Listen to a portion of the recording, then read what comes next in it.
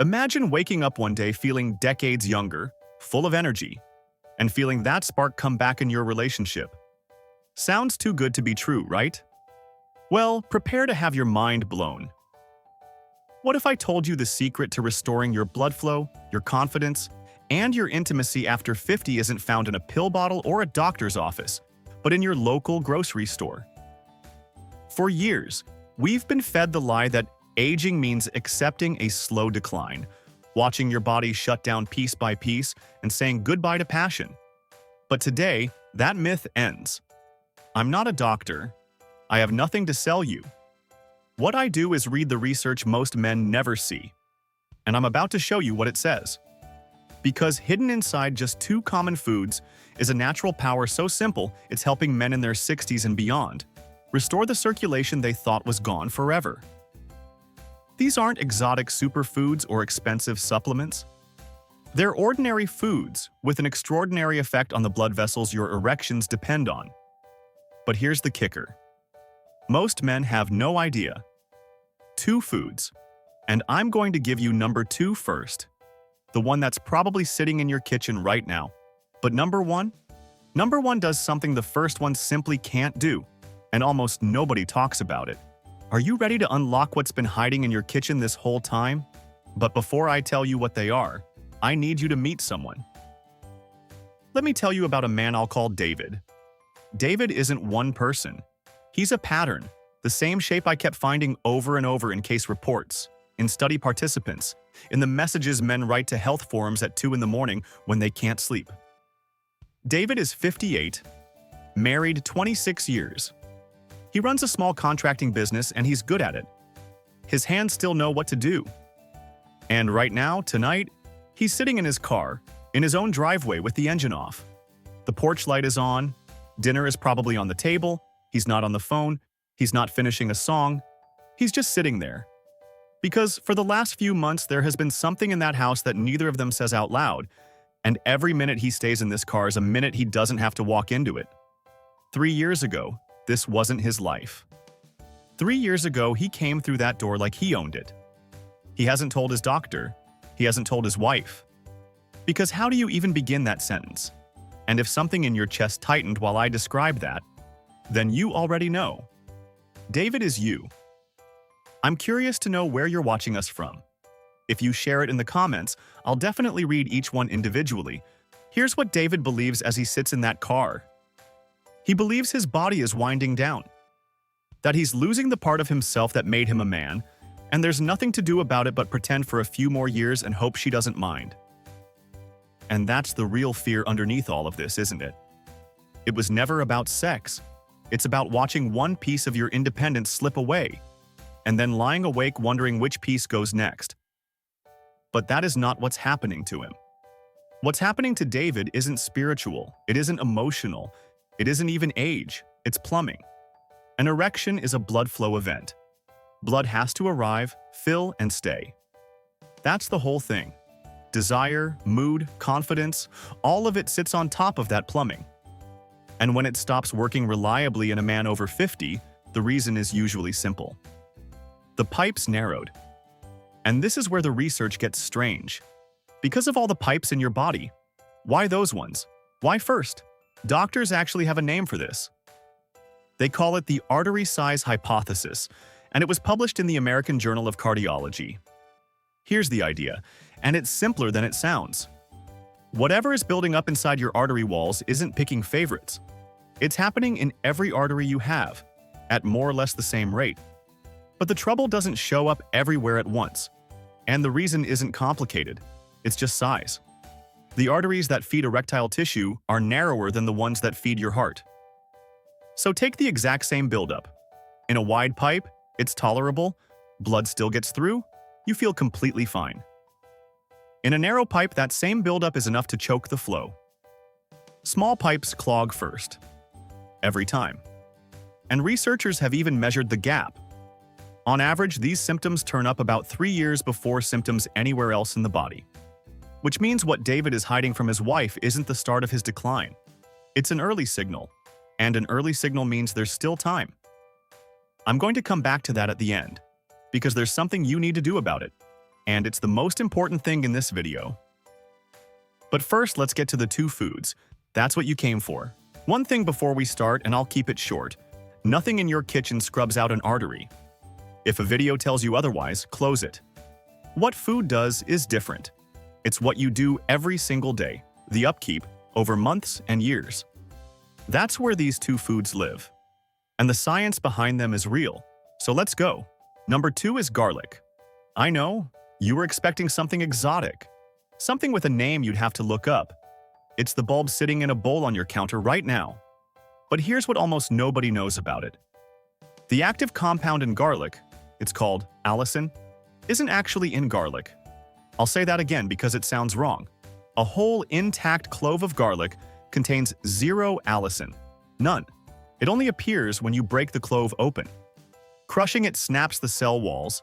Two chemicals that were stored separately finally touch each other, and allicin gets created on the spot. In your hand. In seconds. Which means garlic isn't really a food you eat. It's a food you activate. And that matters more than you'd think. Because there's a mistake almost everyone makes with it, and it throws away most of the benefit. I'll show you exactly what it is in a minute. But first, what does allicin do once it's in you? The inside of every artery you have is coated with a thin living lining. Most people picture arteries as pipes, but that lining isn't plumbing. It's tissue. It's alive. And it's doing a job. Its job is to make a gas called nitric oxide. Nitric oxide is the signal that tells the muscle wrapped around your arteries to relax. Relaxed artery, wider opening. Wider opening, more blood. That's it. That's the whole mechanism. And it's the same signal every erection in your life has depended on. So here's the question that matters.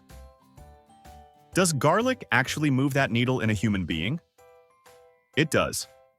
In healthy volunteers, eating about 2 grams of fresh garlic raised nitric oxide levels in the blood within 2 to 4 hours. That's people, not test tubes. And researchers have gone further. Studies suggest garlic compounds work on that lining 2 ways at once, helping it produce more nitric oxide and protecting the nitric oxide that's already there from being destroyed. Now, I could stop right there. That's the version most videos would give you. But if I stopped there, I'd be doing exactly what they do. So let me tell you the part they leave out. A lot of the most impressive garlic research isn't done in people. It's done in animals. There's a 2023 study I found genuinely striking. Vessels stopped thickening, nitric oxide climbed, survival improved. Beautiful results. In rats. And the researchers said so themselves. In their own paper, human studies are still needed. So here's my honest read. The mechanism is solid and it does show up in humans. The dramatic before and after numbers you'll see quoted online mostly don't. Garlic supports the machinery. It doesn't rebuild it overnight. Anyone telling you otherwise is selling something. And now, that mistake I mentioned. 2 raw cloves. Crush them. Don't slice. Crush. You need those cell walls properly broken. Then let them sit while you get the rest of your breakfast together. It doesn't need long. The reaction is fast. Here's what you must not do. Don't crush and swallow in the same motion. Give it a moment. And whatever you do, don't cook it. Heat shuts the enzyme down completely, and so does stomach acid. That's the mistake. People roast it. They swallow a whole clove. They take it on an empty stomach. And they wonder why nothing happens. So crush. Let it rest a minute. Stir it into a tablespoon of olive oil and eat it with food. The oil helps, and it takes the edge off your stomach. Every day. Not when you remember. Vessels change slowly and cumulatively, which is exactly why the daily part is the entire point. I'm curious if you've had any experience with Sarasac. Please share it in the comments. That's number 2. Now, number 1. Because number 1 does something garlic simply cannot do. Number 1 is pomegranate. And to understand why it belongs here, you need to know something nobody told you about nitric oxide. You've got a leak. Nitric oxide doesn't last. It's one of the shortest-lived things your body makes. Seconds, not minutes. And as you age, something starts destroying it faster than you can replace it. Scientists have a technical name for it. But the honest word is rust. Your blood vessels rust. Not literally, but the process is close enough that the comparison holds. Something reactive is loose in there. And nitric oxide is one of the first casualties. So think about what that means. You can eat all the garlic you want and produce more nitric oxide. But if it's being destroyed on the way, you're pouring water into a leaking bucket. This is the part most videos never mention. And it's exactly where pomegranate comes in. Pomegranate is loaded with the compounds that give it that deep red color. And those compounds do one job better than almost anything else in the produce aisle. They mop up what's doing the rusting. So the two foods aren't doing the same thing twice. They're doing opposite halves of one job. Garlic opens the tap. Pomegranate plugs the leak. Garlic makes more nitric oxide. Pomegranate keeps what you make from being destroyed before it reaches the vessels that need it. That's why I put pomegranate at number 1. Not because it's more powerful, but because without it, you're working against a drain you didn't know you had. But I promised you honesty. So now I have to tell you about a study that didn't work. Back in 2007, researchers ran a real clinical trial. Pomegranate juice versus placebo in men with erectile difficulty. And more men did improve on the juice, but the difference was small enough that it could have been luck. The researchers couldn't rule that out, which in research means you don't get to claim it.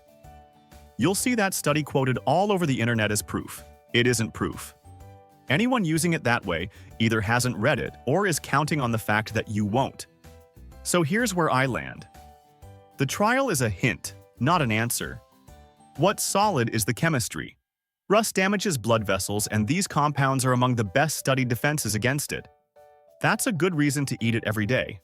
It's not a reason to expect a miracle. 1 cup of fresh seeds or 8 ounces of pure pomegranate juice with no added sugar. And read the label. Most bottles sold as pomegranate juice are mostly apple or grape juice with sugar added. And sugar works directly against everything we just talked about. Afternoon, or with dinner. So that's the whole routine. Garlic in the morning, pomegranate in the afternoon. 5 minutes a day, a few dollars a week. But we're not finished. Because there's still that thing I said I'd come back to. And honestly, it's the reason I made this video. Before I get there, there's one more pattern I kept running into, and it belongs to the person sitting on the other side of this. Call them Margaret and Robert, both 68, married 40 years. What comes up over and over is that when this arrives in a marriage, the couple stops talking. Not out of cruelty, out of protection. He's protecting her from disappointment. She's protecting him from embarrassment. And in that silence, she almost always writes a story in her head. That he's lost interest in her, that she isn't attractive anymore, that something is wrong with her. It isn't. It never was.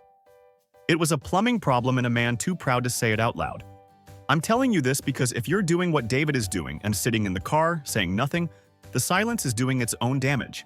And she's paying for it too. Now, here's what I said I'd come back to. And if you take nothing else from this video, take this. Remember what I told you about the small pipes going first? There's a reason that matters far beyond the bedroom. In March of 2023, a group of heart specialists and urologists met in Pasadena, California. It's called the Princeton Consensus Conference, and it's been running for over 20 years.